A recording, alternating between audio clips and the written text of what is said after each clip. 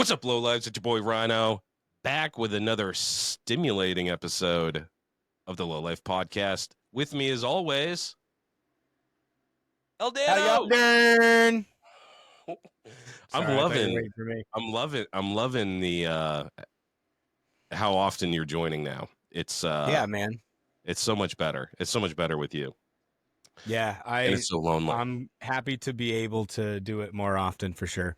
Yeah, it definitely makes it easier doing it remote, because you can just like today you were just like working on your bike, and I don't know what fucking time I can record, like, because I've been so busy at work and shit. So it's nice to just be like, ready now. Bloop.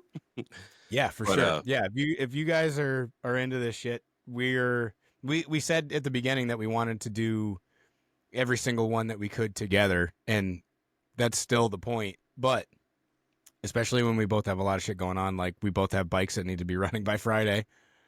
This is a lot easier. So if you guys are cool with this remote stuff, this is a lot easier for me to pull off. yeah, I think I mean, you got the setup over there. Actually, I gotta get out there and get you set up legit too. I just haven't had time. But an update. I'm no longer washing my balls in the bird bath. Yes. I fixed the fucking boiler yesterday. Good Monday. shit, dude. Yeah. Congratulations. Feels good to have hot water. We haven't needed the heat because it's been in the 70s, but hot water was a big thing. Taking a shower, you take these things for granted, Like, For sure. what the fuck, dude? But I like hardship in my life. I feel it makes me tougher, It does. I think that's scientifically proven. Yeah. You got to have a little hardship. Yeah, I could have called the HVAC guy out, but I wanted to do it myself, and I installed a brand new boiler by myself. So that's pretty fucking dope. Hell yeah, dude. Yeah. Like, had some problems. I mean, ran into some problems, and it was probably in a state dude, at one point I was just like straight up leaking propane gas into my face. Like, the main thing, I thought the shut off was like, I shut it off where I thought it was shut off, but I had to shut it off somewhere else. So like, I took the fucking, when I was taking it apart, I was like, I took the coupling off, and it was just like, and the basement was just filling with fucking propane. And then I actually had to cut that bitch out too. And I was like, I hope there's not a bunch of propane up in this bitch, because sparks are gonna fly. Yeah. Yikes. Yeah. So that was fucking dope. That was a good learning experience. Now I can add that to the list of things I can do, Your repertoire. Yeah, my repertoire, dude. Yes, sir. Well, good. Yeah, I'm glad you got hot water. I'm stoked on that. But it did put the build a little bit behind because I've been down in the basement troubleshooting that shit. I just have to paint and wire and then make sure everything works that I did. So everything's in place. I just have to I've been meaning to paint for days because it's been so warm out, but I keep on fucking up this Bondo, dude. Every time I try to get it just right. Yeah, so I had my rear fender. I told you the other day, because I was like, yeah, I'm gonna start painting today. And then I realized I didn't weld the nut onto the rear fender mount on the fender, so I had to do that. And then I had to Bondo that, and I was like, well, that's not gonna be ready for sanding today, And then I had to redo the tank too, because I had sanded it, but then I cleaned it off like legit. Like, usually you just blow and just like fucking, but I like legit cleaned it for painting. And then I was like, oh fuck, all the powder just was like in these little pinholes. I was like, fucking A, dude. So I had to fix all that shit. But now it's all sanded. I got my Dexter kill room set up, and I have that shit hanging up. So I'm ready to shoot paint Thick this week. Yeah. But while I was waiting for that, I got into the wiring. Okay. And I also promised everybody I was going to do a wiring video. So I can't just rush through it. I need to kind of think about the best way to do it. So I'm doing the wiring, and then I'm going to undo it and then put it all back together so I can show people the whole process. Yeah. You're crazy. I know, dude. And I forgot a lot of shit too. Like, I was like going through the wiring, and I was like, dude, it's been 2 years or whatever since I wired a bike. Yeah. And a lot of shit happens to a man in 2 years. So Yeah, you I forget have to a lot like of shit. Look at how remember often we forget. things. We can't even remember the sentences while we're saying them. Never mind nuanced shit like that. Yeah. So, yeah, dude, it's so I'm probably not gonna get it done by this weekend. I don't want to rush through this lot. I'm not bringing my bike anyways to the show. Oh, Um, really? yeah, I'm not gonna bring it. I have to bring all the merch and stuff in the table and all that shit. So Oh, yeah, you don't have a truck anymore. Fuck. yeah, yeah, I don't. Yeah. I didn't think that All one right. through. But yeah, I got to bring all that shit anyway. So I'm just gonna drive out there, and I figure I want to get it running just so I can ride it. I wasn't planning on Yeah. being in the show anyways. I would have ridden it out there, but yeah, I just needed like another week so I can do that wiring video. Make sure the paint. I don't want to rush through either because I'm not that great at paint. This is my first time doing it like a legit paint job, and I want to do a good job because I'm not rattle canning this. Rattle can, there's a little bit of slop that is, that is allowed there, but I want to make it as good as I can. Hell yeah, dude. But yeah, and then we were talking right before we started recording. You're pretty fucking close to firing that thing up. Pretty close, yeah. I'm pretty certain it is completely wired. I've turned the key on and nothing smokes or pops or explodes. I got That's oil the best in it. feeling. It is dude. That's genuinely been the scariest fucking part is turning that key for this whole week. I've been avoiding it, and I finally got a coil in today, and I put that all in and was like, "Fuck!" I am at the point now where the next logical step is to turn this key and make sure nothing explodes. Yeah. Ugh. And I think I have. Didn't you smoke something on the Gypsy Witch? I was just gonna say it was on the scythe, or was it? Oh, or was it the Gypsy? It might have. I think it was. Yeah, you might be right. It might have been the Gypsy. Yeah, I smoked a fucking brand new, not Ultima, CompuFire ignition. I knew it was something expensive. Yep, it had for whatever reason it had two black wires, and they don't label them or anything, and they were directional. Like they needed. One of them needed to be the 12 volt, and one of them needed to be the ground. Really? And I didn't know at the time how to test for continuity and check which one was which, so I just wired it up, and Kevin was here too, and he was like, yeah, it fucking looks good to me. And I turn on the key, which was on the other side of the bike, and he was staring at the ignition. As soon as I turned it on, he was like, turn it off, it's smoking. Yeah. Fucking brown smoke, thing was fucked.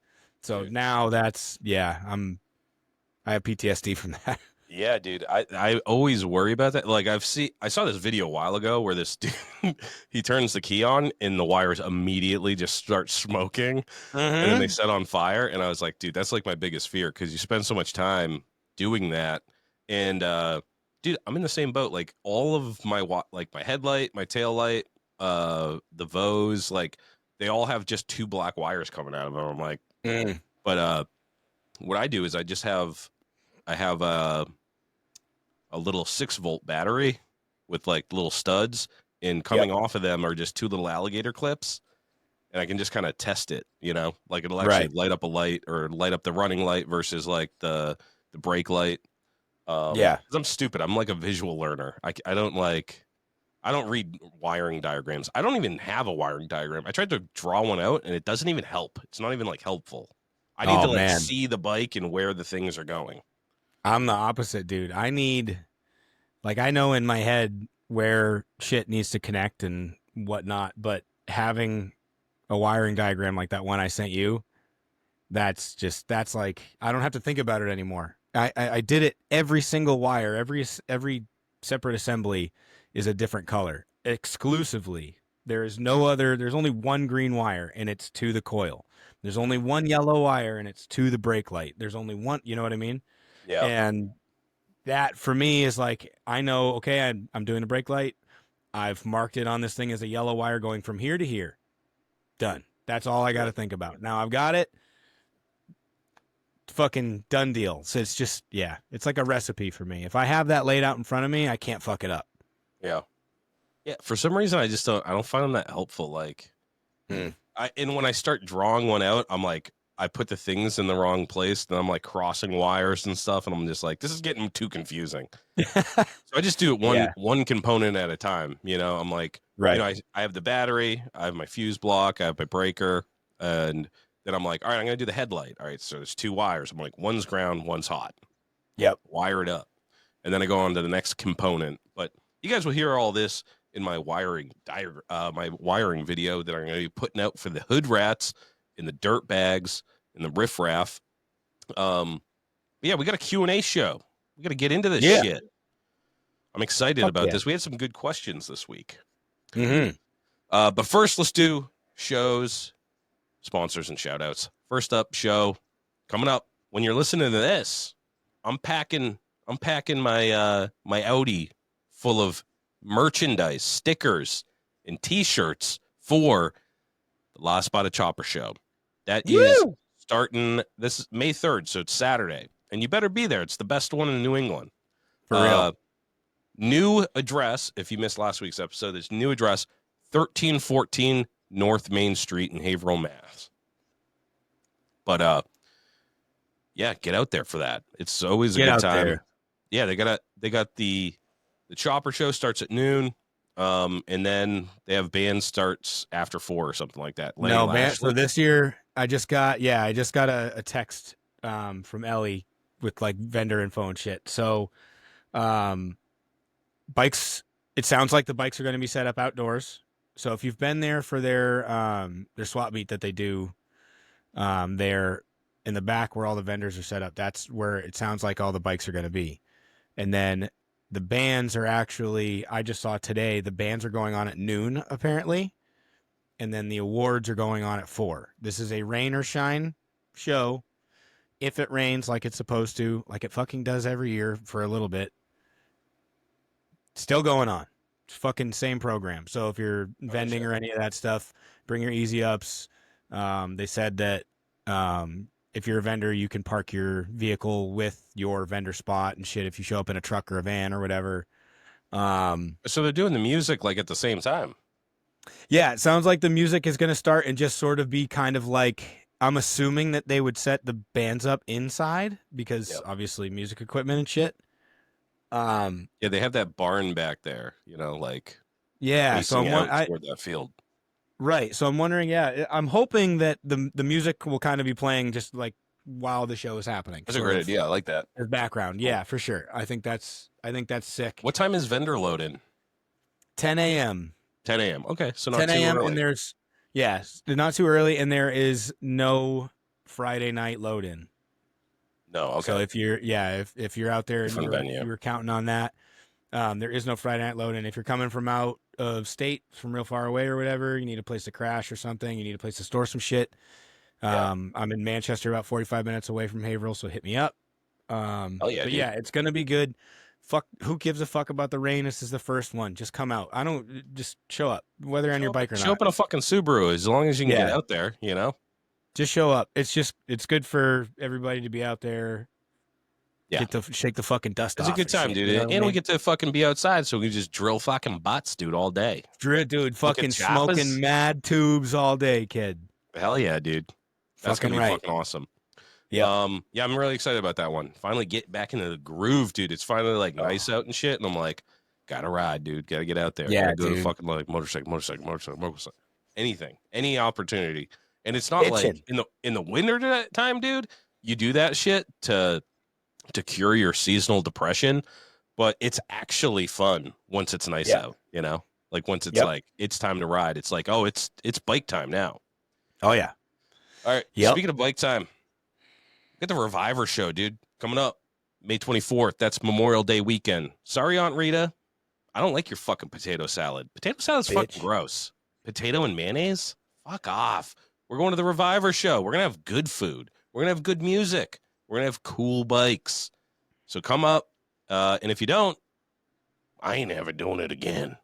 Mm-hmm. But it is going to be the unofficial grand opening of Harley Davidson because I believe their new move-in date is early May, so that pushed back, and their grand opening is like the weekend after our show. Yeah. So you get a little sneak peek at the new Harley dealership. And that's going to be 100 Technology Drive in Hooksett, New Hampshire. Show starts at noon. I'll be drunk by 11. The other show that's coming up, true story, Party at the Penn East, June 7th and 8th at the Shawshank Prison. I will be dressed in blackface, talking like Morgan Freeman, quoting the Shawshank Redemption. No, I'm just kidding. I wouldn't do that. I got too much respect for old Pawn Face there. He's not an attractive man. But Nah. I'm stoked on that show, dude. There's a lot of dudes going. I think Elvis Quambeck hit us up, and he was like, yeah, I'm going to be there too. There's dudes coming. Sick. It's like commutable for all these places that we don't usually get to see those people. This is the furthest we've ever gone for a show. So I'm excited to see some new faces. And yeah, I will be... I'm going to be partying the entire time. So definitely come up, say what's up. We're just going to be bumming around. We're not vending or anything. So nope. Yeah, come party. Friday night, also they're doing a pre-party Friday night there. So we're gonna do our very best to get out there early enough that we can attend that on our bikes and shit. Yeah, remind me, Rhino, about lodging after. Okay. Sleeping arrangements. All right, cool. Deadbeat Retreat, August 22nd. Yeah. Blackthorn Resort. Resort. It's a resort and it's a dessert. I'm gonna be there. It's a fucking party, dude. It's gonna be a lot of fun. We never miss it. And I like the Blackthorn a lot. I actually like it better than the Fiddlehead one. It's a different experience, but there's camping if you want to camp. If you fucking want AC and a toilet, you can rent a fucking cabin. It's mad cheap, dude. It includes breakfast, by the way. If you get the fucking place to stay. Awesome riding out there. VP Cycles is doing a ride on Saturday. We're going to be doing a ride out there. So if you want to get in, if you're like, yeah, dude, I'm locked in on Deadbeat, and you want to convoy with the bad boys, then let us know. We'll hook it up. We'll meet you along the way. We're probably going to take the same way we did last time. New Hampshire, through Vermont, over Hogback, and then I don't even fucking know where. To that milk store, Stewart's. That was pretty dope. Did you guys go through downtown Albany again last year? Yeah, we did. You did? Yeah. Wait, last year you didn't go. Right, that's what I'm saying. So last year, did you guys end up taking that exact same route and going down the fucking cobblestones, dude? Cobblestones, dude. Why? I didn't know any better. Oh, fuck. Well, I'm not the leader of the pack, dude. When if anybody else has a GPS, I'm like, you do that. I don't want to be the 100%. One fucking coordinating and doing the hand signals and shit. I'm just chilling, dude. I'm somewhere in the middle, just chilling. I'm just like, oh, they took a wrong turn. No big fucking deal to flip a bitch. Yeah. But yeah, dude. I don't know. Maybe a different way. I would like to take a different route through Albany. I think on the way back we did do a different route because we didn't go over the cobblestones. I think it was a little bit further, but hey, maybe they fixed them. Yeah, that was terrible, dude.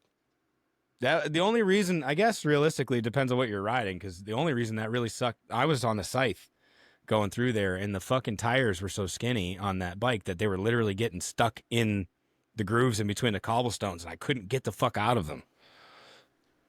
Yeah, what the fuck? Oh, was I riding the Softail? Did you take the Softail that year? No, that was the year you crashed your bike. Yeah. Wasn't it the Shovelhead you crashed? I crashed. Did a kickflip? No, it was the Sportster. That was a Sportster. Okay. Yeah. That's right. Yeah, you took your silver Sportster. Yeah. Yeah, that wasn't... My wrist ain't never been healed either. Thanks a lot, Ronnie. Yeah. So distracting with your muscles. Yeah. I was like, who's that hunk? And then I was just like, whiskey throttle, wet grass, and probably like 700 beers. All right. Sponsor this month, Roth Cycle Solutions. We're going to be drawing one lucky winner right now. To get in on these monthly giveaways for these awesome pots, you got to sign up on Patreon, $10 a month, Hood Rat level. Not only do you get put into these giveaways, you get to listen to the bonus eps, full episodes of other Hood Rats. I just talked to Sammy Kristoff. I haven't published it yet, but it'll be out by the time this comes out. That was a lot of fun. He flew from fucking Ohio to Florida. He won the quality handmade chopper, Softail, and then he wrote it back. So sick. Yeah. So tune into that. Sign up to get on board with all the fun stuff I'm doing. I will be posting these videos. I just got to finish this bike. All right. And I'm putting all my energy into first it goes show, this podcast, then my bike, then it's those videos. So I'm going to get that done. As soon as I get the wiring one done, I'm going to get that up because everybody's fucking clamoring for that one. All right, let's get to the wheel. Which lucky sumbitch is getting a badass sissy bar? Roth Cycle Solutions. Go check out his episode. Oh wait, I'm trying to hit the screen share one. Okay, here we go. Round and round it goes. Where it stops, nobody knows. Please don't be someone in a different country. Tyler Martin. Congratulations. Hit me up, dude. Hit me up. You won this fucking dope-ass stainless steel custom sissy bar from Roth Cycle Solutions. Hit me up. I don't want to go not everybody puts their address and their contact info in the Patreon, so I can't go like figuring out who you are. It just says Tyler Martin. So Tyler Martin, you lucky son of a bitch. This thing is sick, and I'll get it in the mail to you. Send me your Addy, and please, for the love of God, don't be in a different country. Shout out. I'm trying to look at it right now. Yeah, I'm actually going to shout out Eben. Speaking of different countries, I was just talking to him today. This is on my other account. Yeah, Eben Dupreez. I didn't realize this, but he's from fucking South Africa. Whoa. Because he was saying, he was listening to the episode last week, and he was like, you like brandy? Well, you'd fit right in South Africa because that's like their unofficial drink is brandy. No shit. They mix it with Coke and stuff. But South Africa is an interesting place. My old boss was from Africa, Matilda, and they speak Afrikaans, which is a really weird language. It's like part Swahili, part Dutch or some shit. Yeah, it's really cool. Fucking weird, dude.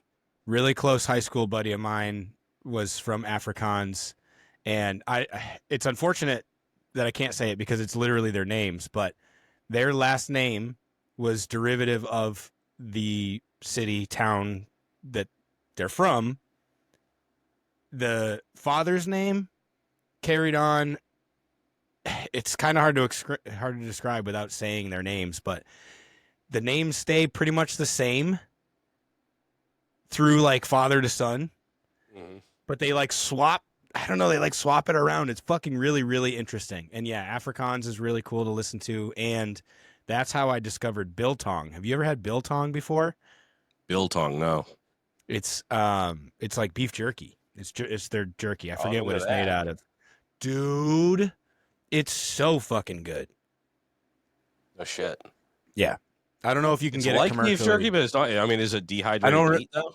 Yeah, it's dehydrated meat. Yeah, that's what I mean. It's some sort of a jerky. Let me look it up. It's wild though because she's like, you go on safari and shit. Like they have fucking lions and fucking crazy safari shit down there too. This says whole cuts of beef or game like ostrich or kudu. I surely didn't have ostrich or kudu, but wild. Yeah. Yeah. So it's beef, but yeah, it's beef jerky, but it's absolutely it's like I'd equate it to like super dry aged beef, but you're just eating like it. It's so That's fucking awesome. Good. Oh, dude, beef jerky, ultimate top road notch. Food, dude. Mm-hmm. Stick a bag in your fucking vest, dude, when you're riding, and your fucking clock will tick all night, dude. Yeah, you don't get have that to protein stop for shit, dude. Yeah, I love it. Right. Love beef jerky. Yep. Bring a toothpick. Yeah, it actually didn't get stuck in my teeth that bad. Oh, that's because you got round teeth because of Dr. whatever his name is. Dr. Rosenberg. Yeah, he rounded him off. He gapped him too. He took a spark plug gapper and he was like, so you don't but, get beef jerky stuck in there. yeah, dude. Yeah, I love beef jerky. It's making me hungry. Thanks again, Raw Cycle Solutions. That fucking sissy bar is sick. Congratulations, Tyler Martin. Hit me up and we'll get that out. But we gotta get into these fucking questions because you guys came. You guys came hard. Giggity. But I got it pulled up here, and there's some pretty cool ones I want to get to, so I want to make sure we get to them all. So we'll just dive right into it. First one is from Espaceta. Have been building my bike from my on-bike toolkit. Very smart. Building it with his on-bike toolkit. But this thing has grown heavy. Any pro tips to lighten the tool roll, combo tools, lightweight versions of things, etc.? Good one. Yeah. Yeah, I mean, as far as combo tools go, I showed it a couple weeks ago, those Harley wrenches that have everything on them. Yeah. That's really light. You have everything from a 10 mil, 3/8, 7, all the way up to 11/16, I think. And there are two of them, and you could fucking fit them in your wallet, dude. They're really small. Those are key. Yeah, instead of having an entire wrench set, dude, an entire wrench set is wicked heavy. So if you have an entire wrench set, they probably make these combo wrench tools. You can get them on Amazon, I'm sure, from China for fucking like 50 cents a pop. Like it's not like Snap-on shit. It's just like a wrench. It's just a wrench that has multiple SAE sizes on them, you know? The other thing for cutting down on the amount of tools is, we talked about it, the stubby crescent wrench, the adjustable. Because then you can really take off any bolt on your bike. Doesn't matter what size it is, you just adjust it. Or at least if you have a nut and a bolt, you can hold one end with the crescent and then use one. You don't have to have double wrenches or anything like that, or socket and wrenches. The other thing is change out hardware. Like if you have like Torx on your bike, get rid of the Torx, put on a regular bolt, so then you eliminate the need for that tool. Or if you have Allen bolts or something and you don't want to have that size, like you have to have a big one or something, then switch it out if you can. So swapping out hardware. And I'm interested though, like, hit me up, dude. Tell me what you actually, send me a picture of your tool roll that you've been working on. Cause I think it's great that you're working on your bike from your tool bag that you're going to be having on the bike. Send me a pic of it, and then send us a pic of it, and we can take a look and just be like, get rid of that, get rid of that, get rid of that. Because the other thing I was thinking too is, of all the times that we've been on the road and one of us have broken down, I can't think, there's some tools that like I've never seen anybody use, right? And like the most heavily used tool is probably zip ties. Zip ties, mechanics wire, that sort of stuff will temporarily get you to a point where, like, and then there's some like really bulky tools too, like multimeters, like that. If you have a full size multimeter, you don't need all the fucking doodads on it. Like, get like a really tiny one, even if that. But usually, like electrical issues, you don't need a multimeter for. It depends on how your bike is set up. But like, if you use fuses and shit, like, you can pretty much tell what the fuck's fucking up. Yeah, I mean, these bikes have so few wires. For one, it's like, okay, this is the problem. Okay, it's in that system. You know what I mean? If my headlight doesn't work, I'm not going to be checking my coil. So that kind of, as far as troubleshooting, it makes it a little bit easier. But yeah, I don't know, man. I'm kind of a pack rat. Like, I don't know if it's just because I'm a mechanic by trade or whatever, but I don't stress having a small tool roll. I would rather bring less shirts or, whatever the fuck, and have more tools. Right. I know that anytime do you have one that you keep on your bike at all times? Usually, but the method in which my tools are carried changes frequently. I like to kind of switch that shit up. But now I've got the torque bag. Shout out to Matt. He gave me one, or I got one from him at Indian Larry last year because I fucked up the other one. It was totally my own fault. So I have another one of those. So I'm gonna run it in that. And what I usually do is have like Milwaukee tools or whatever. If you buy like a drill set, it comes with that little fucking rectangular case, the soft case. Honestly, I've been just using one of those. It's got a little carrying case on it. Everything's kind of loose in there, but I'm okay with that. But I'm not bringing hammers and fucking, big shit like that, and breaker bars and big ratchets and shit. But I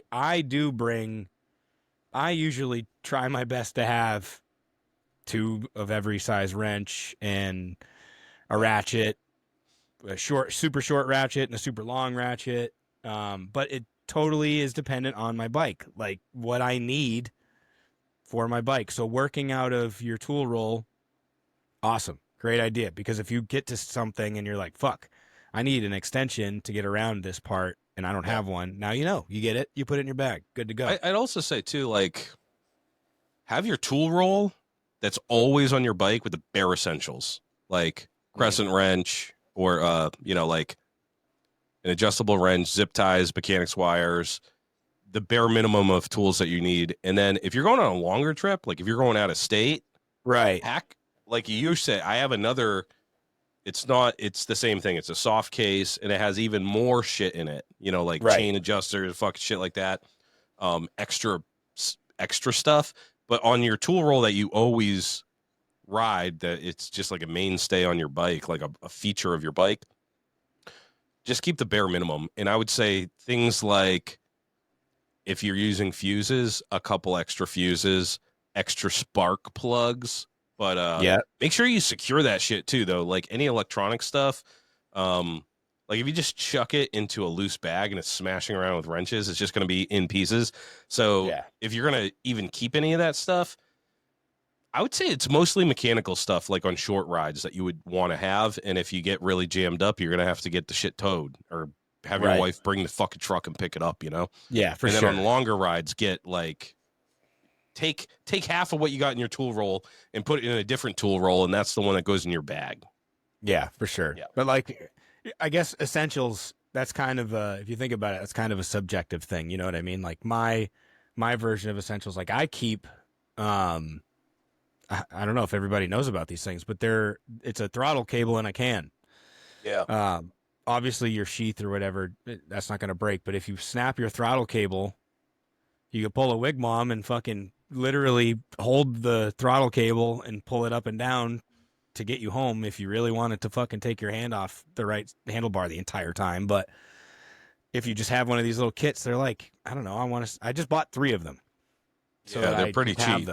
They're very cheap. But they come with a cable. It's way oversized. You cut it to length. It's got a ferrule that you screw on.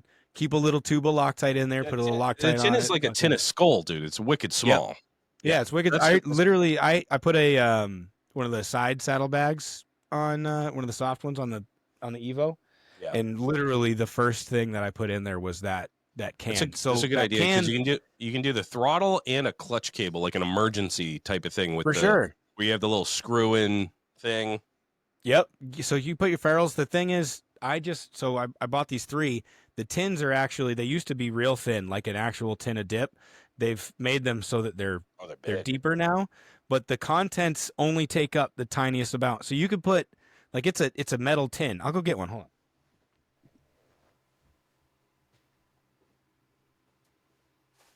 And you've broken quite a few throttle cables from what I remember.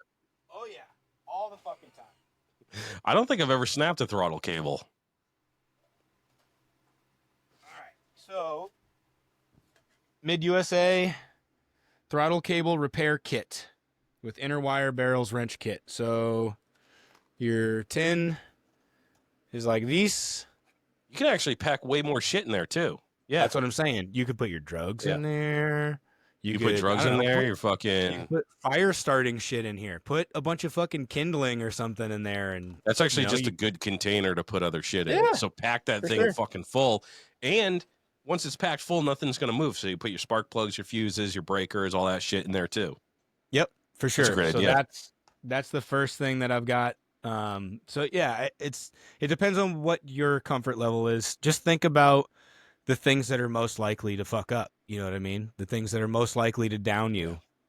Wiring as far as like, oh, my fucking headlight rattled loose, or like if you're running an old halogen light, some would say it's not a terrible idea to keep a spare bulb in there. That's something Yeah. that for sure you got to have wrapped up in a fucking t-shirt or something, or it's just going to break. But Yeah. it's not a bad idea to have a new bulb Or a or mad fucking good fucking flashlight, that you could just yeah. stick on there. I've seen that a few times. I did that. I had to do that. I had a little they're called Cyclops lights. You click it 3 times to get the brightest setting. Fucking magnetic it right to the fucking triple trees and rode for a little while like that. It's actually a great idea. I forgot. I wanted to add that to my tool roll as a light, because when we break down, like, how many times have we been racing? The sun is setting. Like, we're on the way back home, the sun's setting, and we have our phone lights out and shit. And then your battery's just like, so I wanted to add like a nice little, a mini super bright fucking light for that. And if I need a headlight, I had one that was sick, dude. It had a magnetic bottom. Mm-hmm. And I was doing work on my truck at night, and I had it underneath, like stuck to the frame. And then I got done with the job, and then I got my truck and I took it for a ride to make sure everything worked. And then came home, went to bed, woke up the next morning. The whole day went by, and then it got nighttime again. And I was like, what the fuck, dude? I had like ground effects on the truck, dude. And it was that fucking light, dude, was still on. It was still bright, and it was still stuck to the fucking truck, dude. I couldn't believe it. That's wild that it was still on.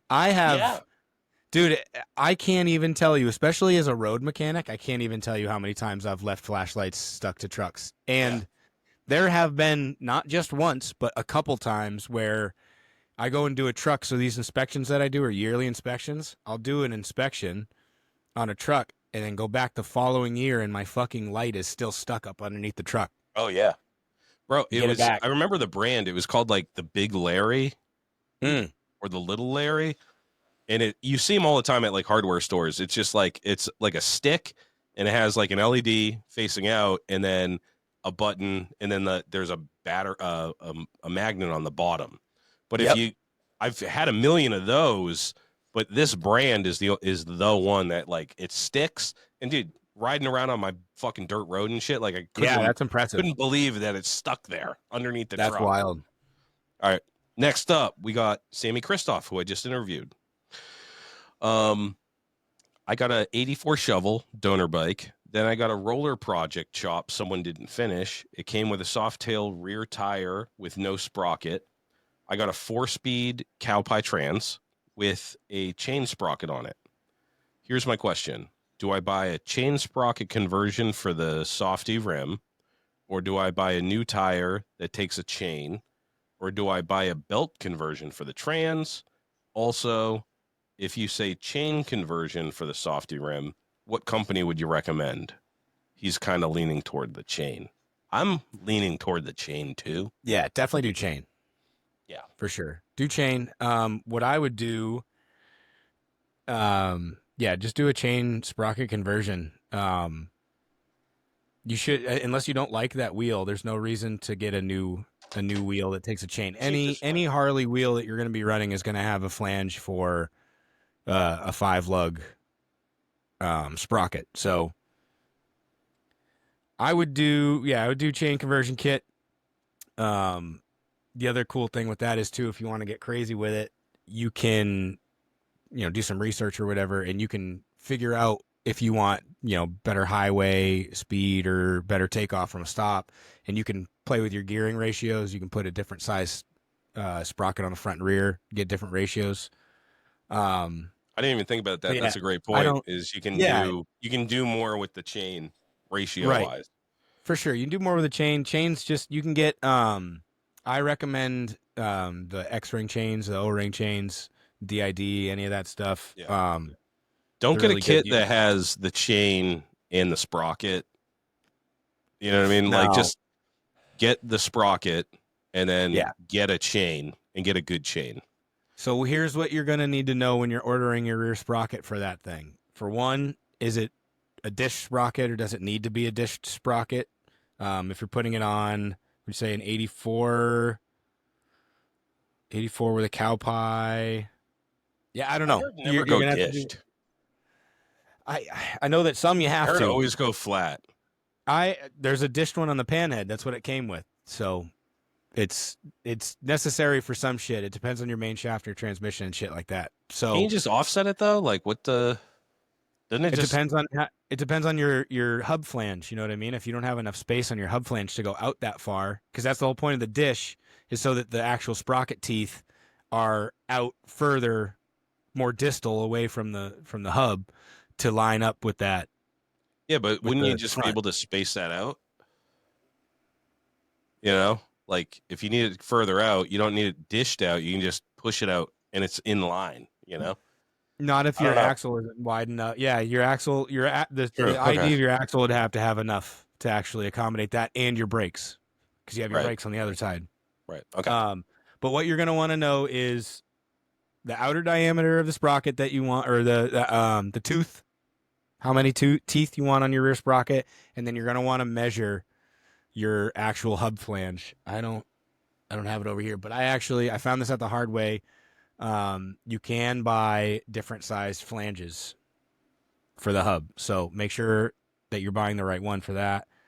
And then your front sprocket is just, yeah, I would just find a 4-speed front sprocket for a cow pie and then it's more than likely going to be a 150 chain. I'd be shocked if it was something different, but yeah, you're going to need a 150 chain and then should be good from there. Yeah. I think just a recommendation on a chain. TC Bros has a good one. X ring for $100. And if you go any better than that, they leap up to like $200. So I don't know. If you have better chain recommendations, I would say just bare minimum get an O-ring or X-ring chain, and probably don't order off Amazon for that. Go to a reputable dealer because it's important to have a good chain. I learned the hard way getting fucking just plowing through these shitty chains. All right, Wigwam, what's your dream motorcycle? You want to go first? I think I'd like to have a rusted out piece of shit knucklehead that's just stock. Yeah. With like the regular, like just like a resto knuckle, but like all the parts are, like period correct. Like one of those would be super cool to ride around For on, sure. just like as it was designed back then. Yeah, I agree. I think, I was going to say a stock, really anything Jenny Shovel era would be really fucking cool. But also that panhead, that green panhead that Burke's V-Twin just built and had Pete Quick Color paint. Oh, yeah. That might be my dream bike. Yeah, see, like, holy I was going to go fuck. One of two ways. Like, it's a dream motorcycle. I think, like, an old resto knuckle would just, I don't know, that just scratches an itch for me. Sure. And then the other way I was going to go is just, like a perfect bike, like a perfect chopper that someone built for you, Really anything so nice. Anything that Junior Burke has built. Yeah. Yeah. Or he just doesn't miss. Or chop ahead. Yeah.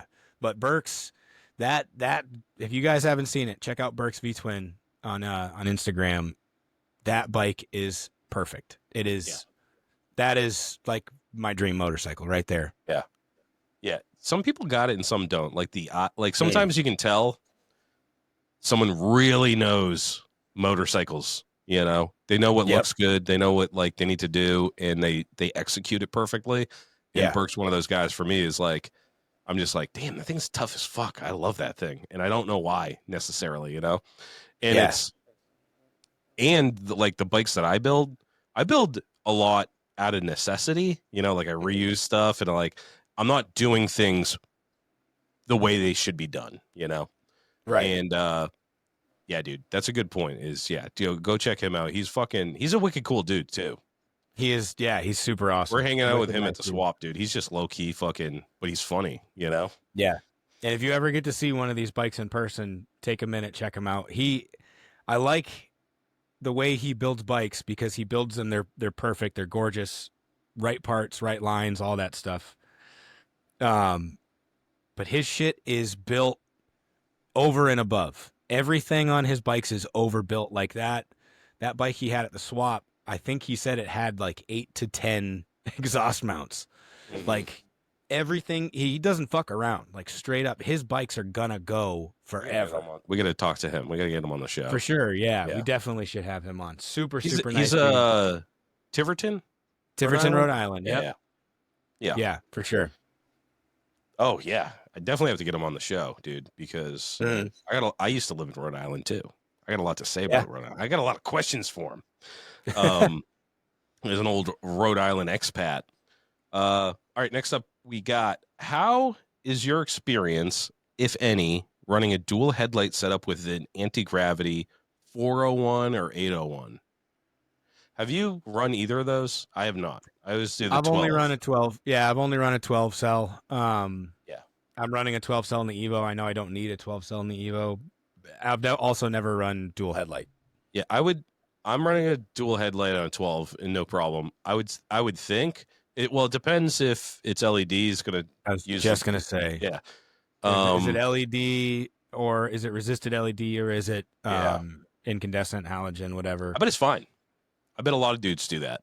I think so too, yeah. I see a lot of dudes running those the 401s on the older bikes. I mean, I guess it depends on what bike it is. If it's generator, if it's alternator, it definitely depends on what you got for a setup. You could definitely do one. So I would say get which one you want. I would go for the 12 all day. I've had so much good luck. I put it on every single motorcycle. I put it on the Shovelhead. I put it on my Evo. I put it on the fucking Sporty. They're awesome batteries, dude. I never have to fuck with it. Never have to charge it. Never charge it. All winter long, it just sits there and fucking starts right up as soon as I'm ready to ride. I had mine on a charger, I don't know, a few months ago before it got real cold. And I haven't touched it then. And I just checked it because I'm playing with the timing and shit. And I had my power probe on there and it's 13.3 volts. Yeah. Haven't touched it in fucking months. It's been sitting in my cold ass garage. They're the shit. They say it has a hard time like in the cold weather, but I have not had that experience. I've started up in the dead of winter and like it doesn't seem to matter. It's worth the money to me because it's one less thing to worry about electrically. Like when you get those fucking shit, you're putting acid into a fucking, like, come on guys. We got anti-gravity technology mounted anywhere. It's mad small and they're wicked nice batteries. I think they're like $250. I don't know how much the 401s and the 801s are, but I would say fucking run it, and if it doesn't work on both headlights, just go down to one headlight. It'll definitely do one, but I think an LED dual headlight could run off that. Yeah, I would think so too. And if not, just get two batteries, two anti-gravities with two 401s. I don't know. I know that there's a way to calculate how much amp hours and shit you need based on your charging system and what you have. Yeah, some nerd shit. Like I said, I just run with the 12 cell. It's more than enough. I've used them. They've never gone dead. There is a little bit of people say, like everything else, there's two different camps. There's people that are AGM and whatever, and there's people that are lithium. Just Google anti-gravity battery explosion on YouTube. You're going to find some like, yes, they do overheat and explode. It's lithium, but I've never had one do that. That's like the charging system though. If you use like an old, you can't use an old like charging system, I don't think. Right.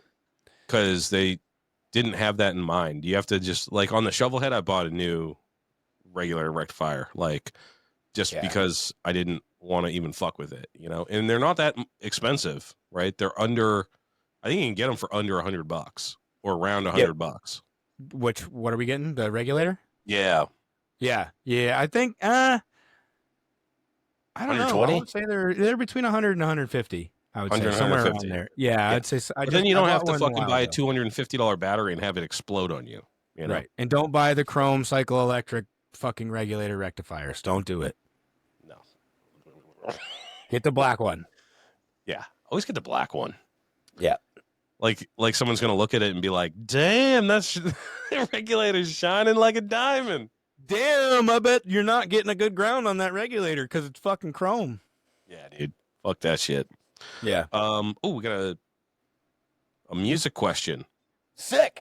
What bands, artists, group have you been listening to lately? Newly discovered favorites? Love What are you this. listening to? Fucking love this shit. Why don't you go first? Because I could go for a minute. If we're talking about music, you're gonna have to shut me up. Yeah.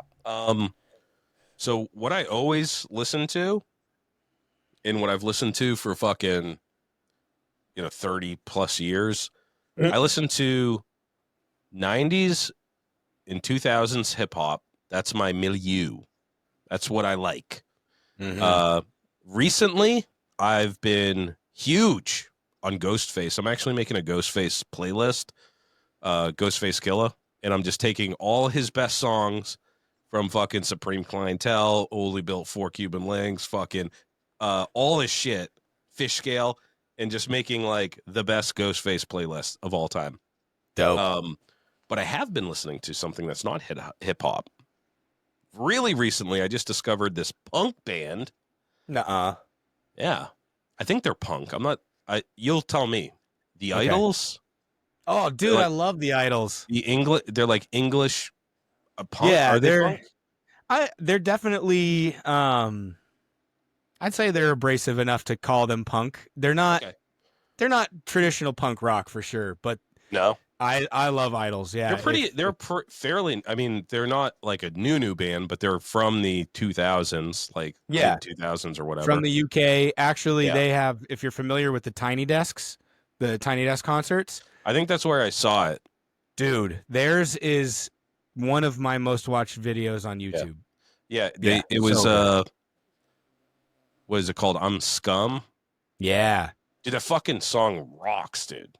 My favorite is what's it called? Don't Never Fight a Man with a Perm.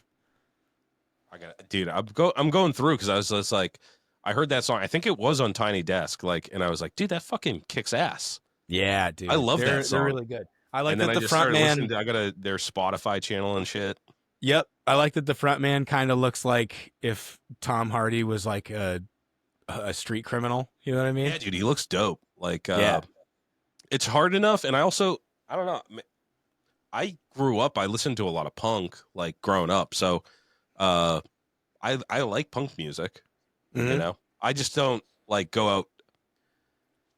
I listen to a lot of old punk too, like like Stooges and shit like that. Okay. You know what I mean? Okay. I didn't know like that. I like the really early. I don't even know if it was punk at the time, but like whatever that Velvet Underground, like Stooges, Iggy Pop, like all that shit. The Animals. I like that shit. Those are all the progenitors to punk rock. Those are all like pretty much everyone that you just named. They're credited with helping start punk rock. Yeah. So early, guys start. But I also liked dude, I was huge. I liked ska a lot too.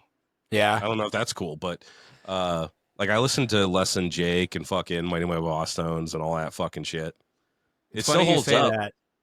Yeah, so I'm not real big into ska. I used to like ska, but today was the first day. It's like 75, 80 degrees out today. It's fucking beautiful. And I went to Derry to pick up my kid. I don't know if you have one of these, but this song, I play it every year. It's like the first like really, really nice day where you're driving, all the windows are down, like, and it's nice enough to do that. Cut off shirt, all that shit. And it's The Science of Selling Yourself Short by Less Than Jake. I don't know why. I think it's just the like the hooks and the riffs and stuff, because the song is actually like, it's very self-deprecating. I'm not really there for the lyrics. It's just the vibe of the song is very like, all right, it's nice out, feel good. Ska's fun music. It is, yeah. I actually I met the dudes from Real Big Fish. You ever listen to them? Yeah. Yeah, so when I went to Norwich, they played the junior ring ceremony my freshman year. I remember one of the upperclassmen came up and they were telling us, like, because I was a freshman, I was a recruit. So they were like, all right, the ceremony's coming up. You're going to go to the ball and do this, blah, blah, blah. And then this band, Real Big Fish, is coming to play. And I remember being out there like, fuck yeah. And nobody else knew who Real Big Fish was. So there was like, dude, I swear to God, out of the entire college campus, there was maybe like 50 of us who actually went and watched them play in the field house. So we were right up front. And then afterwards, they were like, we're going to go chill in our van if you guys want to come hang out. So we all went and fucking hung out with them. I hung out with them too. Really? I think. No Yeah. shit. So when I was living in Gainesville, Florida, it's a college town. A lot of music acts came through. Mm-hmm. And my cousin, he was like a musical dude. And he lived in what we called the music house. And they had fucking all the dudes that lived there were in various bands in the area or whatever. But when bands came through, they always play, and they'd play at the house. And it was just like a huge flop house. There was like fucking 15 dudes lived there. That's and sick. I want to say, I'm pretty sure, dude. I'm pretty fucking sure. And I think the timeline would match. Real Big Fish came through, and they played like in the fucking. They had like a living room was just like this stage, and they'd come through. I never liked Real Big Fish.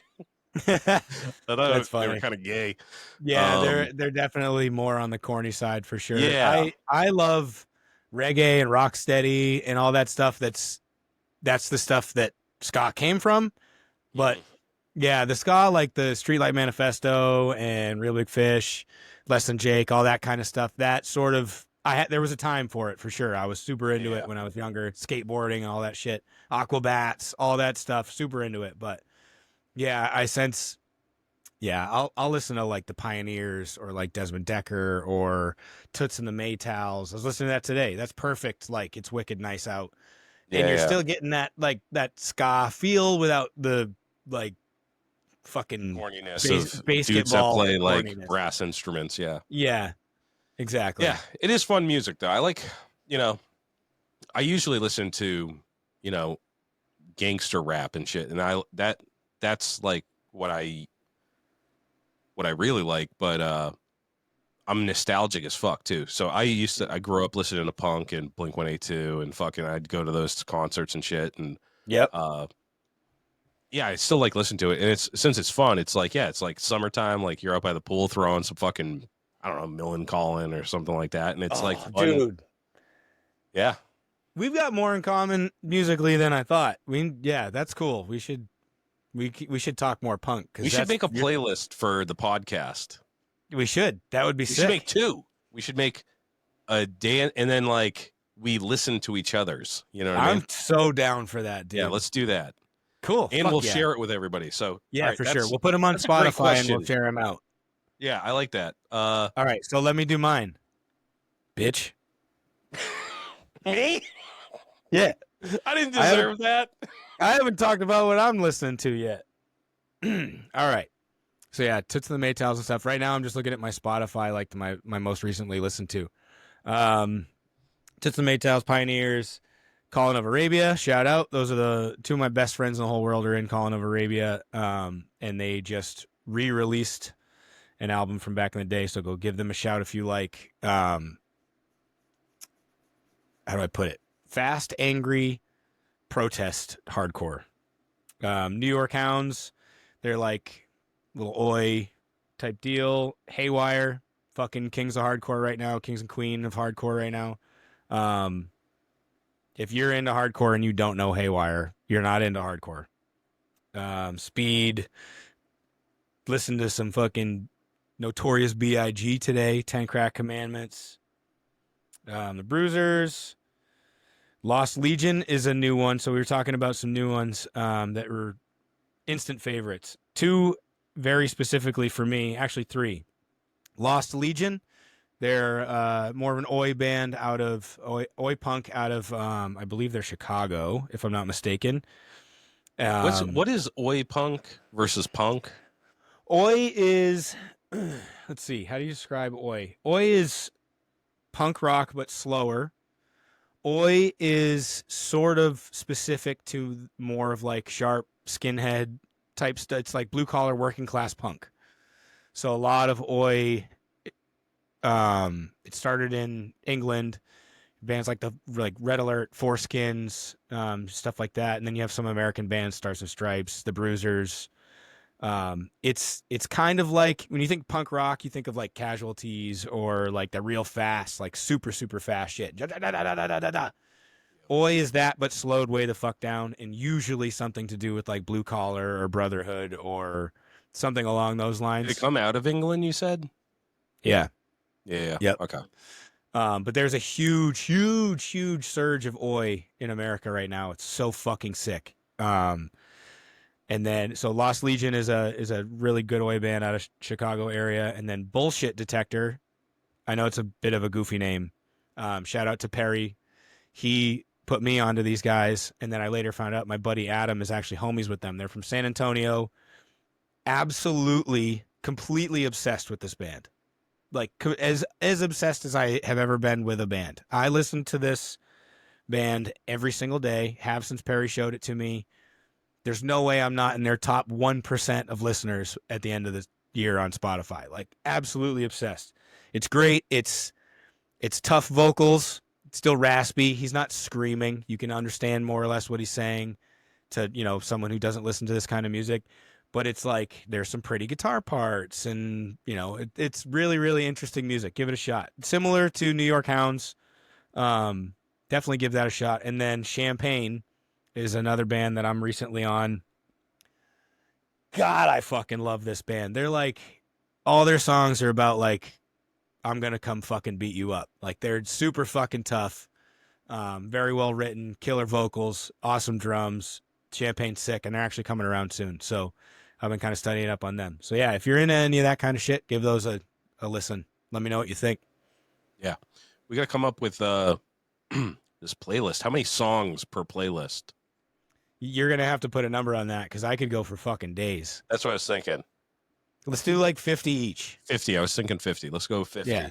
I think 50 each is safe. Rhino's playlist, Dano's playlist. Yeah. And we'll get that out. Probably not by Friday, but.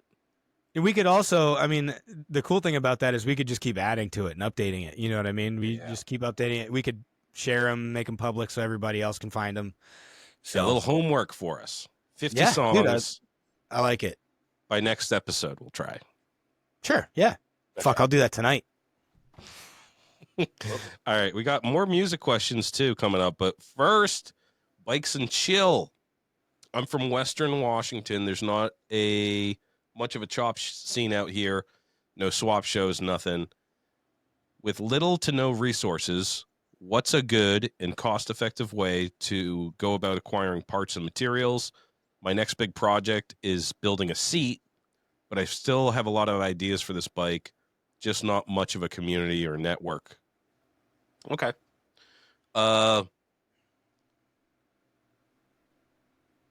Facebook Marketplace? You do find connections there. Like if you look for specific motorcycle type things, look for dudes that have like lots of not like a lot of parts, but a lot of parts. Like they're giving away fuck tons of parts. Right. Those dudes know the other dudes that are into this, on Facebook too, you can find groups like as little as I use Facebook. Every time I go on there, there's like a New Hampshire chopper builders group and whatever, Manchester Harley aficionado group. So like there's got to be something out there. Hopefully that'll help you network. Hopefully people are out there listening right now that you can network with. But as far as parts, Western Washington's huge. Yeah. It's a big state. It's a big one. So, I don't know exactly where you are in Washington, but no swap shows. If you want to find parts, I would say Facebook Marketplace is great. To network and find parts. For sure. If you might have to travel, I don't know. Well, I was just thinking about that. The good thing is I know it's not a hop, skip, and a jump, but you are one state above California. So if you need a part, it's right there. I promise you, it's right below you. Just go south. So if you take your Facebook Marketplace radius, make it huge and drag it so it starts, at the wherever the getting spot is. hit up Wigwam Motors. He's in California. He could help you as far as like West Coast stuff, as far where parts are. He's the guy. Who else is from Washington though? Dustin Asleep, isn't he Washington? Oh, I believe so. I don't know where in Washington, and like I said, it's a big state, but yeah, he knows dudes out there. In fact, we're gonna have him on the show because he's got some shit going on, dude. He hit me up.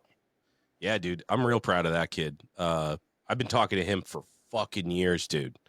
We did some. We've traded. He's done machining and shit. He did the custom taillight on my Sporty. Traded for some vapor honing work and shit. So he's definitely in Washington. So Dustin Asleep, Beck Built Fabs, I think is his business name on Instagram. So hit him up for sure because he knows he's been plugged in, dude, in Washington for a long time. I want to say he's in like the Seattle area. I don't know where. I think that's west. Wait, which way is west? Yeah, I think it is, right? Yeah, because isn't Seattle on the coast? Yeah. Yeah, I think so. It must be. So yeah, that could be a good one. And then realistically, as far as parts, like I'm assuming you're not just talking about takeoff OEM NOS shit. Like you got Lowbrow Customs, Throttle Addiction, TC Bros, Deadbeat Customs, Prism Chopper Supply, Swapper. Swap. You could do Chopper Swapper for sure. They have an app. eBay Motors, great one. I got a ton of shit off eBay Motors for the Pan and the Evo. Oh, especially for like places is fucking become a hood rat. Yeah, we have a community, and we're always a resource for you too. So if you have questions, like I'd love to. If you're from Western Washington, hit up Bikes and Chill, and fucking link up, dude. Because that's what this show is about: is linking up dudes from across the country. I know we talk about New England a lot. You're on the other side of the motherfucking country, but you're a homie. If you're listening to me right now, bud. And there's a lot of great guys in here. There's a lot of great guys right here in the Lowlife fucking universe. Definitely for knowledge. Like, again, dude, like, how many people have hit us up and they've linked up with other dudes that just listen to the podcast? Instant family. So if you're in Washington, let us know or reach out to Bikes and Chill because this dude's about it. So, Wigwam, again, of course, he always has like 7 comments on these. Yeah. But who would win in a fight? Jean-Luc or an equally hairy polar bear he finds in Alaska? Be hard-pressed to find a polar bear in Alaska, I think. He's from California. He's a result. He's closer to Alaska than we are. Yeah, and you'd be hard-pressed to find an equally hairy polar bear. Jean-Luc is a hairy dude. Yeah. My money's on Jean-Luc. Yeah. And, yeah, who would win in a fight? Jean-Luc all day. He'd throw the fucking chopper sauce in that bitch's eyes, clap it, box his motherfucking ears. He'd be riding that polar bear by the end of the fight. For sure. And Jess is going to be in Alaska with him. So if Jean-Luc can't handle it, Jess fucking will. Fucking twist that polar bear up like a fucking pretzel, dude. I wouldn't, If I was a polar bear, I wouldn't want to fuck with those two people. They'll just turn into a fucking... They form like Voltron, dog. They'd be jumping in the air like goddamn Power Rangers, create some sort of fucking super being, and then beat the shit out of this polar bear. For sure. Yeah, what is Jean-Luc? Must be French, right? I believe so. De Stefano? That's Jean-Luc, French, right? De Stefano, I think, isn't it? De Stefano? That sounds Italian to me. De Stefano? Probably because it ends in a vowel. I don't know. I don't know, but Jean-Luc? That sounds Jean-Luc French, definitely sounds French. And I'm French-Canadian. I'm part French-Canadian, so I know. I'm hairy as a motherfucker, dude. I got hair. Dude, I have to shave the tip of my nose, bro. I thought you were going to say something else. All right. Money is no object. Chrome or polished SS? Stainless steel. Chrome or polished stainless. Yeah, I'm going with stainless. I'm so retarded. I was like, what does SS mean? Yeah, dude, I go stainless. I'm a stainless guy, dude. Big time.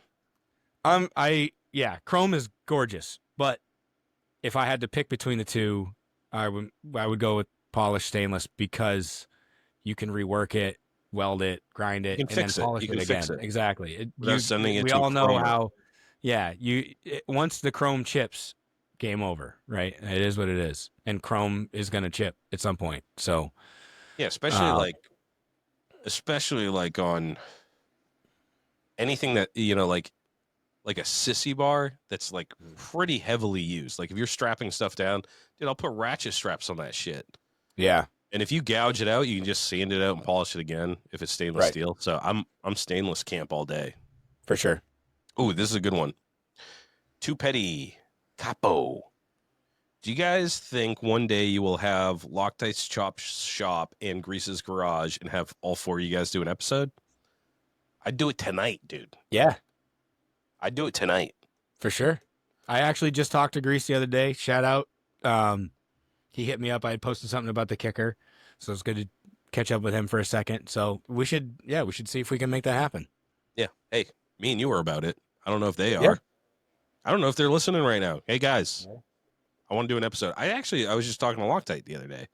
Mm-hmm. I want to get him on, me, you, and him, definitely. And I would love to have all four of us if we can make that happen. That'd be fucking amazing, dude. Yeah, at least catch up and see what those dudes are up to and whatever else. I don't know. I mean, maybe they're not. Yeah, they might not be interested in putting that shit out there, But yeah, we'll work on it. We'll see if we can make it happen. Yeah. Hopefully, we'll see them both on Saturday. I'm hoping. Did Grease say he's going on Saturday? I didn't ask, to be honest with you. Oh, okay. I didn't even think to ask. Because if he shows up, I'm going to put him in a headlock and give him a noogie. Yeah. Spank on the butt. For making such easy great money 99. videos. What's that? Said for making such great videos. I have legitimately used his converting your Evo to points video, and I used his wiring video. I was looking at his wiring video today. In fact, I was like, I thought it would be funny if instead of making my own wiring video, I just sent a link to Grease's Garage for his wiring video because I'm borrowing very heavily from that. Like, the fuse block thing, that's all Grease's idea. Like For sure. I do it a little bit differently, and I'm doing the electronic ignition, and he's a points guy. I'm doing the VOs. His is a little bit different. Mine is applicable to all of it, but the principle is the same. Like, yeah. He doesn't like shrink wrap and soldering. He's a crimp guy, and it was actually funny because I was looking at the comments on his video, and I think it was someone we know, but they were like, someone tell Grease about shrink wrap. That's funny. And I'm like, dude, yeah. So anyways, that's going to be a good one. Here's another one from Easy Money 99. Also looking for people into choppers, only I have a Dyna at the moment. I live near Huntsville, Alabama. So anybody that lives near Huntsville, Alabama that want to ride, hang out, and talk shit, hit up easy _money _99. We just talked to an Alabama boy. Gremlin Wiring. I don't know how far Huntsville is from Birmingham. But yeah, Birmingham, dude. If you're close to Birmingham, there's a lot, dude. That all those dudes. Shit. Who else? The dojo. Yeah. Fuck. Nick's Shoppers is in Birmingham, Alabama as well. Yeah. Yep. We should have him on the show. I think he's too popular for us, though. Nah, I don't know. We'll see. He's a real deal. He's a real. Yeah. He does real good fucking shit. I think is he in Born Free, Texas this year? I don't know. I'm not sure. Yeah, he's cool as shit, dude. And that dojo, dude, they post those videos. Those guys get wild. I would love to hang out with them. Oh, fuck yeah. Dude, they're jumping off of buildings into trees and shit. Like, that's my shit. Awesome. Hell yeah. All right, here's one. Rhino, are you officially recorded in the Guinness Book of World Records for shortest micropene, or do you just hold the unofficial record? Yeah, it's unofficial. I called Guinness and I had them come out, but there were some schedule conflicts, so they said they didn't have like a measuring device that measures into the negative numbers, so they couldn't officially record it. So I don't know, but maybe I'll get into Ripley's Believe It or Not. I'll call them next. Who asked that question? That was me. Yeah, I know. I don't have my burner account anymore Yeah, to I thought you troll didn't my have. own show. I didn't think you had Rhino Resto anymore. I never use it. Oh, I never use it. So, like, every once in a while, people hit me up on there, but, like, I'll go and I'm not a social media guy. I don't like doing, like, the social media thing. So, bare minimum, my commitment to everybody is on the Lowlife page, I will respond to everything, whether it's an emoji or a fucking comment or whatever. That's where I live, is on the Lowlife page. So if you're hitting up Rhino Resto, like, I'm not doing vapor honing anymore, so I'm not, like, very active there. Sometimes I miss stuff, but Pizza Overlord, another music question. When is Rhino finally going to get into heavy music? Fuck it, metalcore, deathcore, hardcore, anything at this point with the word core in it. Also, Dan, what's your thoughts on ignorant ass beatdown, such as Big Ass Truck, Pissant, Tsunami, Early Body Snatcher? I love This listening to you paragraph does read not make that. any sense to me. Listening to you read that was so fucking funny. Like you were reading something in a different language. Yeah. He's saying you need to get into anything with core in it, hardcore, metalcore. I disagree. Fuck metalcore. What is metalcore? Metalcore, some people call it crabcore. It has its place. Lots of people are into it. Not my thing. The main thing I don't like about most metalcore is it's super overproduced, and there's usually like some fucking real high pitched male singing, and I don't like that at all. I don't want to listen to that. Like, I don't know. The emo voice should stay in emo. I want to listen to acoustic guitars and fucking, if you're going to have that little whiny voice, do it in emo. I don't want to hear that when there's distorted guitars and fucking double bass and everything else. Yeah, I don't think I would like that either. I don't fuck with, you definitely would not like metalcore. If you were going to get into anything, I would say I could probably get you into like older hardcore, like Cro-Mags and some stuff like that, which I'll throw on the playlist. But that's where I'm going with this. We're going to do the playlist thing. That'll be a good opportunity. Do a whole episode where we do the playlist and then swap and then analyze it. You know what I mean?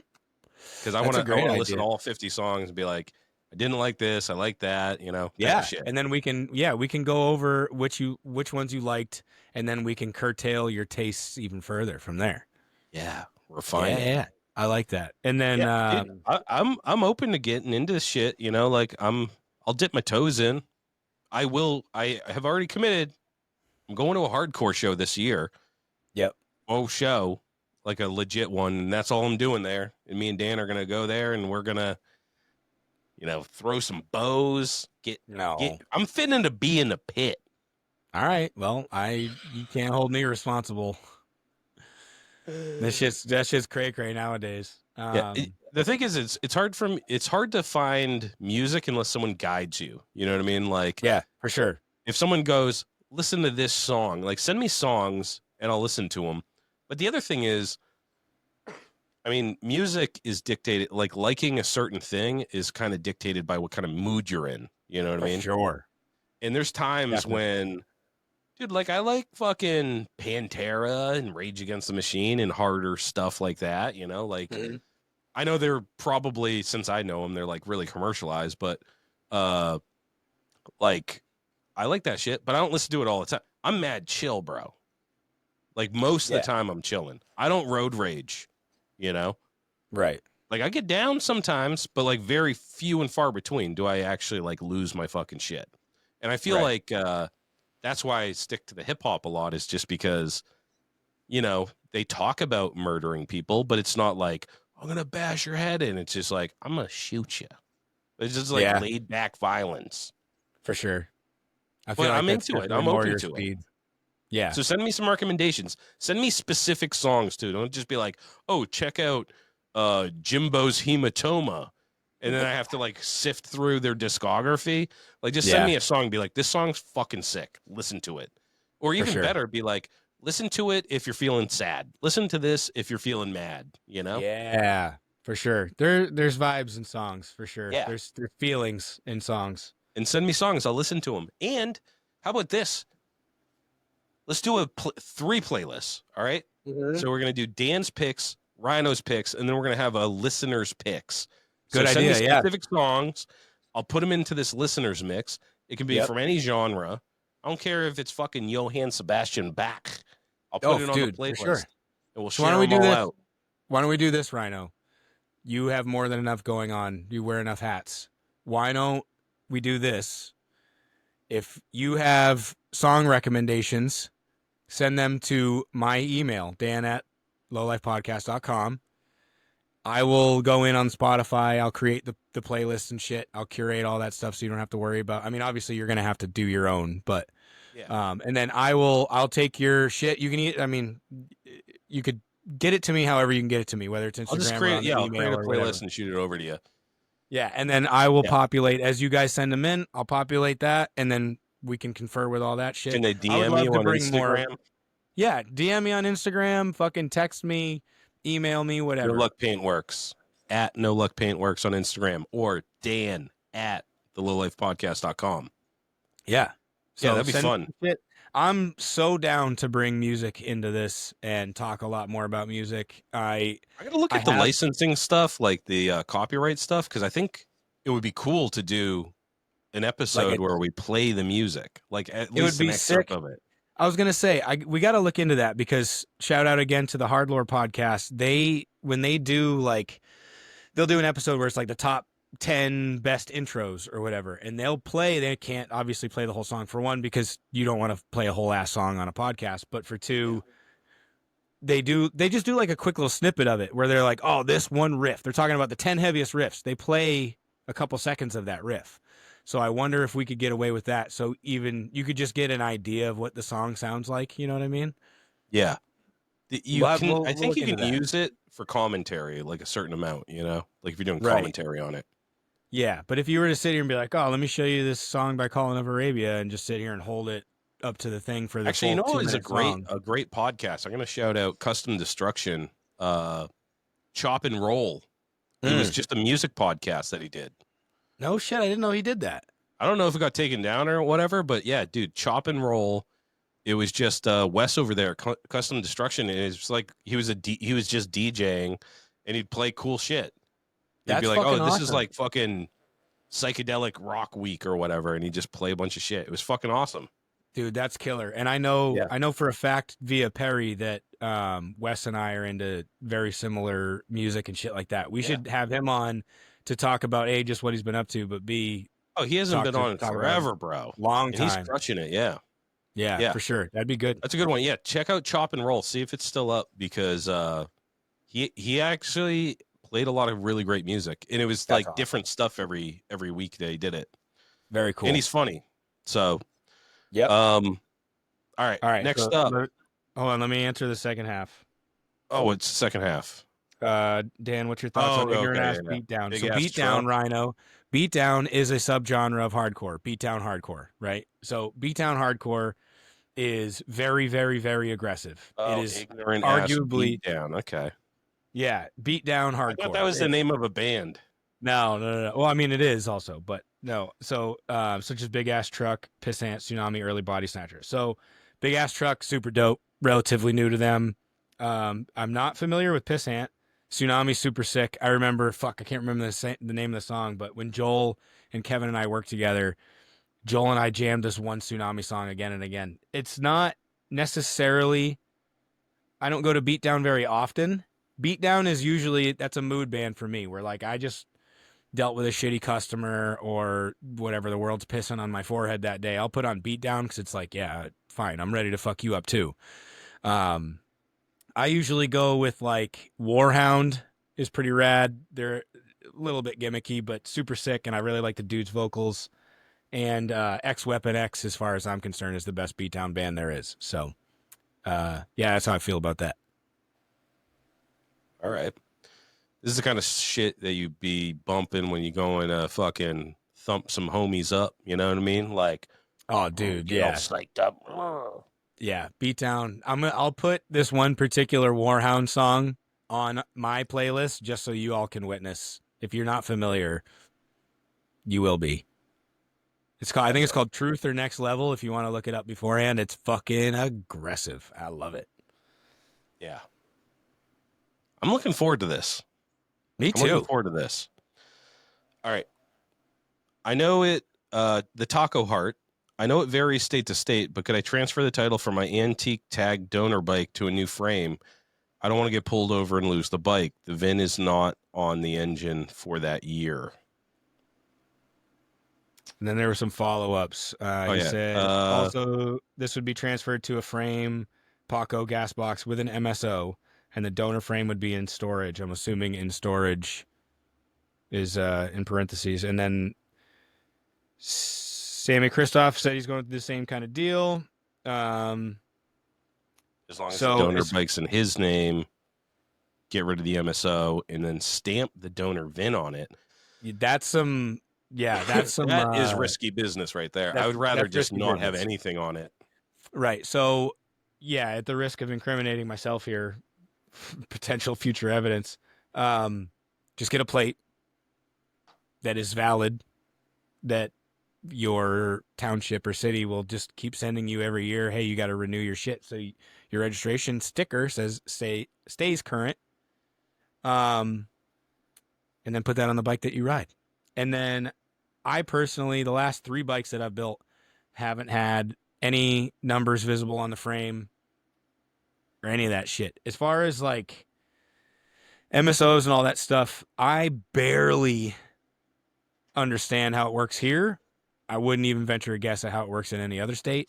As far as I'm aware, if you have an MSO, then you just title it off that MSO, right? That's what I like on a gas, like on the Sportster that I have down there. I have that gas box frame. Yeah, and you call them, and they give you an MSO, which is like a new VIN for it or something. Right. I've never heard of anybody personally getting jammed up that the frame and the engine don't match. Like, if you register it, you have a valid registration. I don't think it's a problem. I have heard of people getting jammed up on like the match. You'd have to have a real fucking hard ass cop doing that. Yeah. Yeah. And then I would also like, if you have an MSO on the frame and the engine doesn't match, I think you would just be able to beat it in court. Like, you can have custom frames on your bikes and stuff. Right. Like, all they would be concerned about is like chopping something up or whatever. But no, again, really, it's whether or not the shit is stolen. That's really what they're worried about, is whether or not you stole that engine out of another bike. That's what in New Hampshire you can do after a certain year. You can do a VIN verification where you don't need a title or any of that shit. All you need is a bill of sale. A cop or whoever comes. Yeah, a cop comes by, types the numbers into his little computer, and then says, "No, it's not stolen." Signs the paperwork. You don't even come by, dude. I did it on the Shovelhead, and I just called, and they're like, "Oh, really? No shit. You're good, yeah." Oh, sick. Yeah, yeah. I haven't done one of those in a long time, so I don't really know. And then there's question on whether or not they do the VIN verification on the frame or if they do it on the engine, and then some shit doesn't have numbers. The engine is what matters, you know. Well, like if you have to pick between the two, like, because custom frames, dude. Once you powder coat a fucking frame, dude, you can't see any numbers. Yeah, they're gone. Yeah, and if you leave them raw, it looks terrible. So what Taco Heart is saying is that the VIN is not on the engine for this year. So if that bike were in New Hampshire, I'm not sure. I really don't know. I don't know how that would go about. If you have the paperwork that you registered, like if you get an MSO, I would just say that's it. Like it doesn't matter if it's not on the. It doesn't have to be on the frame. It doesn't have like the paperwork is what's important at that point. Right. But if you don't have numbers, sorry, go ahead. What state? Because I know some states are hard asses.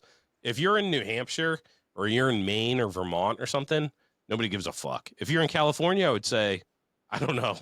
Yeah, good luck. Wigwam. Yeah, for sure. Definitely. I wouldn't even venture a guess as far as. And then there are companies that you can get a title for it in a different state. Like there's some states, I think like Wisconsin or some shit. There's a company out there. You can go on their website. You basically just pay them a small fee. They get you a title, and then you register it in that state or something like that. Right.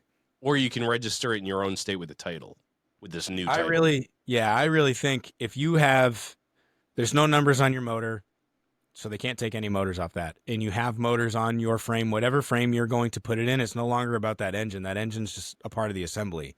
It's the frame that's serialized. So as long as you have a set of numbers on there, I think you should be able to get a If you have title an for MSO, you're good to go. Yeah. This is my opinion. Me too. Because you can use that to register the fucking thing. So if a cop And really wants to be a dickhead, then just be like, I'll see you in court. They can't confiscate the bike and impound it and take it away from you. Just be like, well, maybe until your court date or something.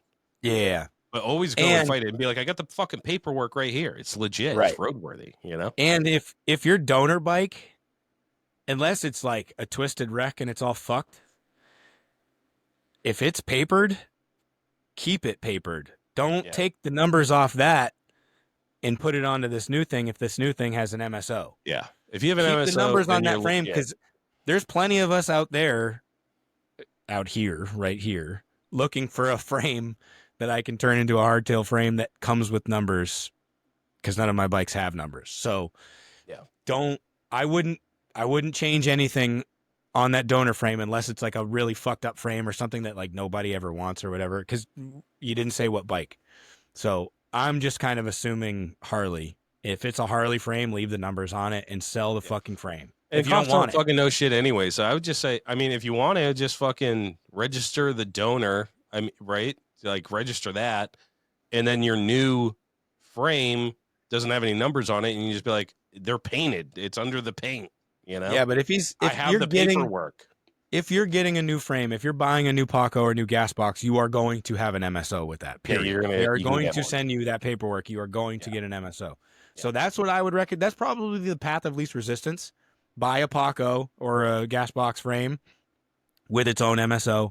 Title it on that. Put the fucking motor in. Put whatever you want to do in. Title it off that. Leave the stock shit alone. Especially if it's like an older Harley frame or something like that. People will pay money for it just because it's legal. And you can legally sell it to them so that they can legally register it and put whatever the fuck they want it. You know what I mean? Like, because it's in your name, at least in New Hampshire, you can just write a bill of sale on a fucking napkin and I give you $15 or whatever for that frame. And now I have a legal frame. So you could help somebody out or help yourself out in a future build. So I wouldn't throw it out. Yeah. Try to keep it as much above board as possible, but all right. I don't even understand this last question, but it sounds funny. Greasy Pringle 69. Austin Butler and his leather jacket and cigarettes versus a drunk rhino, similar to when y'all interviewed Big Truth. Who wins? Who's Austin Butler? He's the star of Bike Riders. The guy who played Benny in Bike Riders. Oh, the young guy, the main character there? The actor, yeah. I'd whoop his motherfucking ass, dog.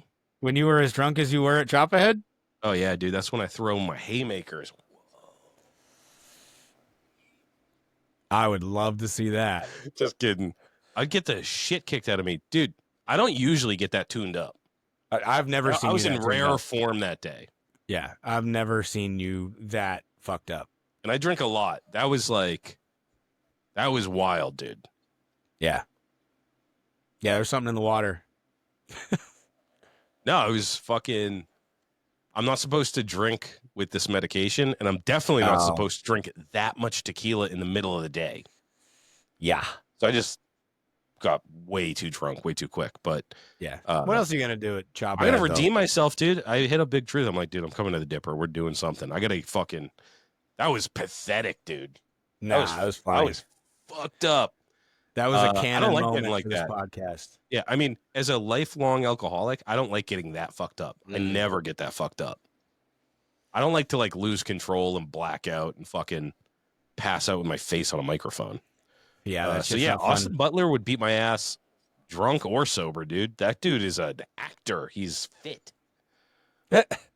I'm a fucking old, fat, bald guy. And if I was that drunk, like when I was interviewing Big Truth, I wouldn't even call it interviewing. I was sleeping. I was like, when you were in the room. the first half of the show, I was keeping it together. But Oh yeah, you were. we even talked about it on the show. Like once you do that fourth tequila shot, it diverges. Yeah, Yeah. for sure. I took the fourth, the fifth, the sixth, and dude, I think I counted it. It was like 8 tequila shots. I think you did 8 shots. Yeah. Plus the Malort, plus all the beers, plus this medication that you're not supposed to mix with alcohol. Yeah. All that combined, it was a perfect storm. It took me out. But it was awesome. But I think that Austin Butler would beat the shit out of me no matter what. I bet he's tall, so he got the reach. He probably has an 81-inch reach. 81-inch reach? He looks pretty lanky, dude. That's probably a long 6'1". fucking reach. Yeah. How tall is Austin Butler? Are you Googling it? Yeah. I'm just making sure. How We got all tall the is questions. Austin Butler? He's 6 foot, dude. Can You're I almost Google 6 what's his foot. reach? What's Austin Butler's reach? 79. Damn. Some fucking long arms. Yeah, dude. I mean, I don't think it would be a fair fight. Drunk Rhino. Now, if I just had some beers, I'd give him a run for his money. I fight dirty, bro. Yeah. Yeah, And it's I'd a be calling situational for thing. help. I'd be like, Dan, get in here. Not for nothing. We don't know I don't nothing like about. getting beat up. I don't know anything about Austin Butler. I don't know. Maybe he's a fucking. I don't know. Maybe he doesn't know how to Dude, fight. I just Googled him, and he doesn't look like he did in the Bike Riders movie. He looks like Taylor Swift. Yeah, he's a fucking actor. That's when you said that, I was like, I don't know. I don't know that I would necessarily equate actors and being good at fighting. Yeah, I don't know. if I was that drunk, anybody could beat me up. Dan could have pushed me out of my chair. I would have just fell down. Got a concussion. We've been like picking on the retarded kid. Yeah, but Taylor Swift over here, sober. I think I could take him. Yeah, I think you could too. I'm 5'12", bro, in my heels. Yeah, So we're about evenly matched, and he doesn't look like he's ever been in a fight in his life. yeah. I don't know. I mean, yeah, not sure.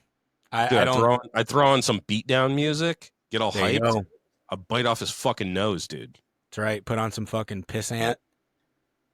Did we get all the questions? As far as I saw, yeah. Mine kept doing this cool thing where it just kept reloading. So I was scrolling, and it was like 100 times I scrolled, and it just kept going. I was like, "Fuck, there's no way we got all of these," but it just kept re-showing the same questions. Oh, that's cool. Cool feature, Instagram. Yeah. Thanks, Zuckerberg.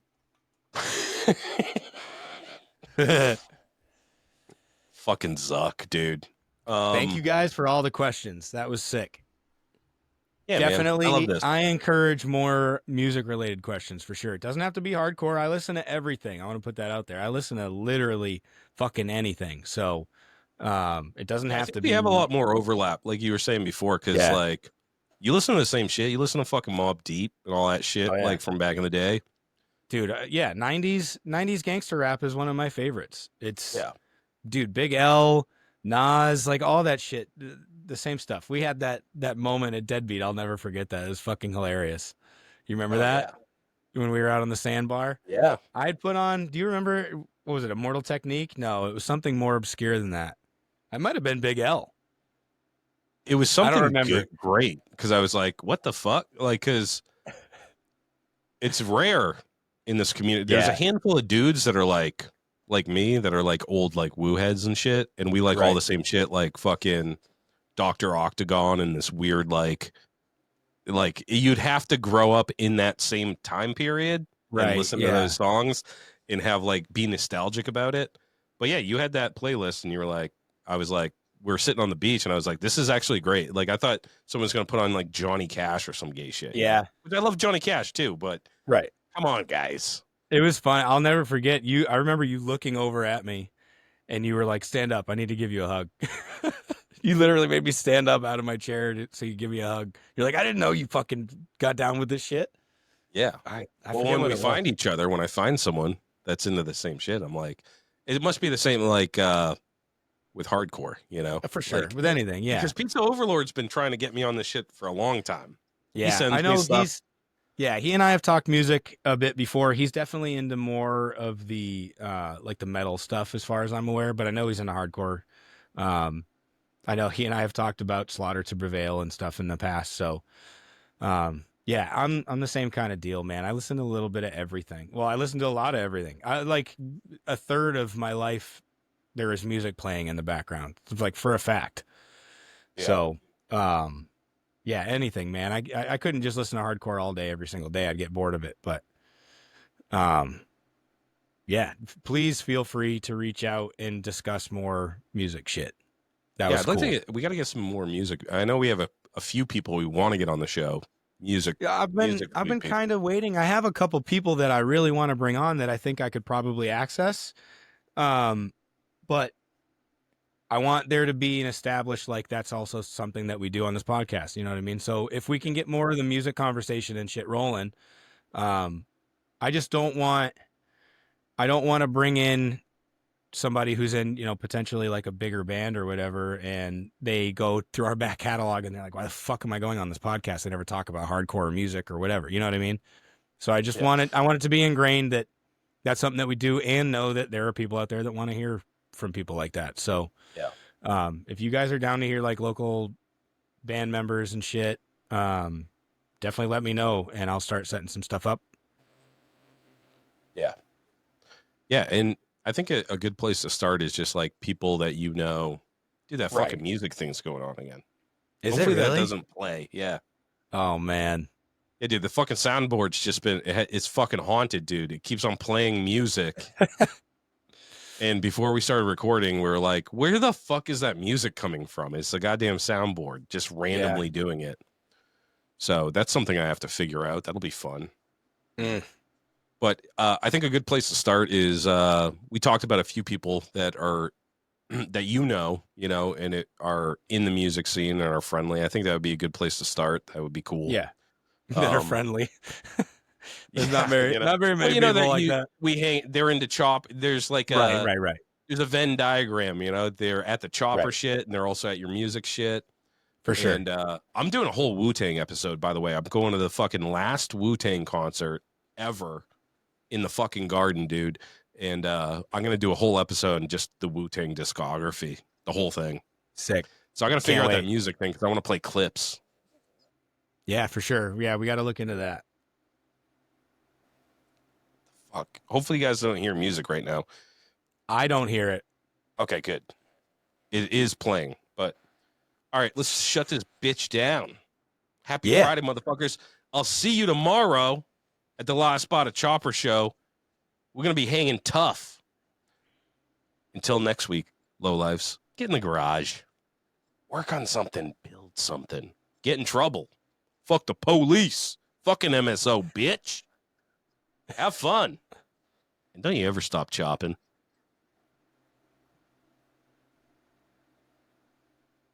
Deadbeat Customs. Steve over at Deadbeat Customs is about grassroots motorcycle riders who take it upon themselves to build and customize their bike. They offer parts for all Harley-Davidson models and also custom parts for choppers, bobbers, trackers, and cafe racers. When it comes to building a custom motorcycle, they carry the best brands available. Go visit their brick and mortar store in Tewksbury, Mass, or at deadbeatcustoms.com. Remember, enter Lowlife at checkout and save some loot. Stay strong, Co. Sean Luke has been sent down from the heavens to bless us Lowlifes with the greatest motherfucking hot sauce in the world. Sweet heat baby Jesus in the white pants heralds a message from God himself. This hot sauce is for your food. Keep it off your butthole. The shits, and the hotter than hellfire Lowlife chopper sauce.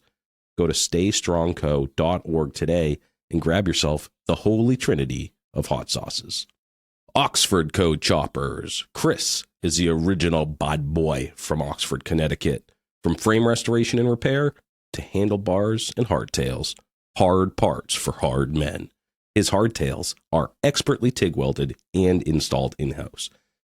Made of USA-made steel, cast axle plates, he is your man for the hardest shit to hit the East Coast since Hurricane Bob.